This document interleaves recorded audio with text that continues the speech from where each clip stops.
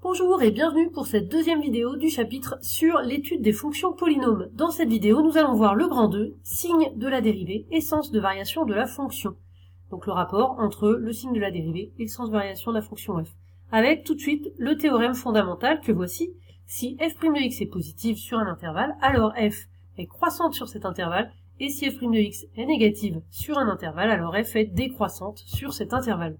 C'est donc le lien entre f' et le signe de f' et les variations de f pour la fonction f. Donc est-ce que la fonction est croissante, décroissante, est-ce que la courbe monte ou descend.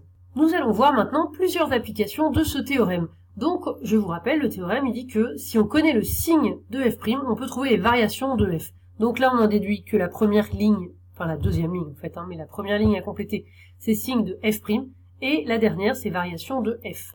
Voilà, j'ai mis en rouge ici ces signes de f' et en dessous variation de f. Donc le signe de f' là, il est donné. C'est négatif, donc un moins de moins infini à 2, positif plus entre 2 et 5, négatif entre 5 et plus infini, donc après 5.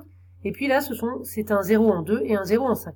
Il ne reste plus qu'à mettre les flèches pour f, puisque pour f, ce sont les variations que l'on va écrire.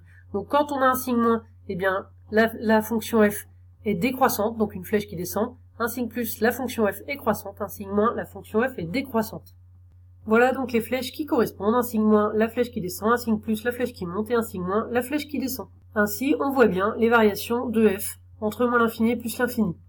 Deuxième application, cette fois-ci on connaît les variations de la fonction et on veut trouver dans la dernière ligne le signe de la dérivée. Donc ici c'est le raisonnement inverse, puisque là on a la fonction f qui est croissante avec la flèche qui monte, et bien là on a un plus pour le signe de f' de x.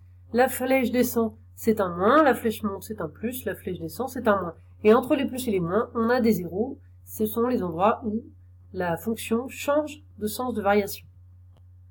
Dernier exemple d'application, on donne cette fois-ci un graphique, une courbe, la courbe d'une fonction f, et on cherche à trouver le signe de la dérivée f' qui correspond à cette fonction f. Ce graphique, il nous permet de connaître les variations de la fonction f, donc que j'ai mise dans ce tableau. Donc ici, x va de moins 1 à 6. Quand x, on le lit sur cette ligne ici, là, sur l'axe des abscisses. Donc entre moins 1 et 1 pour x, la fonction est croissante. Donc entre moins 1 et 1 pour x, on met une flèche qui monte. Elle est croissante pour en y, c'est-à-dire en f de x, ça part de 0 et on arrive à 2. Donc c'est pour ça qu'ici, on a 0, ici 2. Ensuite, de 1 à 4, la fonction est décroissante. Donc une flèche qui descend, ça descend de 2 à moins 1 pour les f de x, pour les y. Et puis de 4 à 6, la fonction est croissante, donc une flèche qui monte pour y, donc pour f de x, qui va de moins 1 jusqu'à 3. Donc voici les variations de f. Et grâce au théorème que nous avons vu juste avant, nous allons pouvoir en déduire le signe de f'.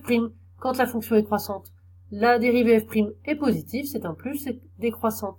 La dérivée négative, croissante, la dérivée est positive. Voilà, j'ai complété le tableau avec le signe de f', donc comme je vous avais dit, plus quand la flèche monte, moins quand la flèche descend, plus quand la flèche monte. Et aux endroits ici et là, quand on change de sens de variation, on a la dérivée qui passe par 0 entre le plus et le moins, entre le moins et le plus. Voilà, donc nous avons bien répondu à la question, le signe de la dérivée f'. Et enfin, dernière chose pour cette vidéo, la méthode pour étudier les variations d'une fonction que nous allons détailler dans des vidéos suivantes. Première étape, on calcule la dérivée de la fonction f, donc avec les formules que vous avez vues dans la première vidéo. Deuxième étape, on étudie le signe de f' de x, ça je vous rappellerai comment est-ce qu'on fait dans les vidéos suivantes. Troisièmement, on dresse un tableau avec le signe de f' de x et les variations de f, donc ça c'est en utilisant ce qu'on vient de voir quand on a le signe de f' de x. Les variations de f c'est facile, f' est positive, f est croissante, donc une flèche qui monte, f' est négative, f est décroissante, une flèche qui descend.